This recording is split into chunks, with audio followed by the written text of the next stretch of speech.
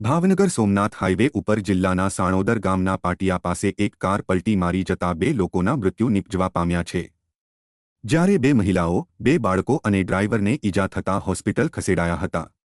પાલીતાણાના ગરાજિયાથી ભંડારિયા આવેલા અને ફરી ગરાજિયા જતા સમયે કારને ટલ્લો મારતા રસ્તા પરથી કાર નીચે ઉતરીને પલટી જતા દિનેશભાઈ ચૌહાણ અને જીતુભાઈ પરમાર નામના સવાર 2 શખ્સોના મૃત્યુ થવા પામ્યા છે। જો કે આ બંને મૃતક સાળો બનેવી થતા હોવાનું અને માતાજીનો માંડવો પૂર્ણ કરીને પરત ફરતા હતા ત્યારે અકસ્માત સર્જાયો હતો। આ અકસ્માતમાં 2 મહિલાઓ, 10 વર્ષ અને 3 વર્ષના 2 બાળકો સહિત ડ્રાઈવરને ઈજા થવા પામી હતી। એવું પણ કહેવાઈ રહ્યું હતું કે 3 કાર પસાર થઈ રહી હતી, જેમાં એક કારના ચાલકે બીજી કારને ટક્કર મારતા કાર પલટી ખાઈ જતા અકસ્માત સર્જાયો હતો।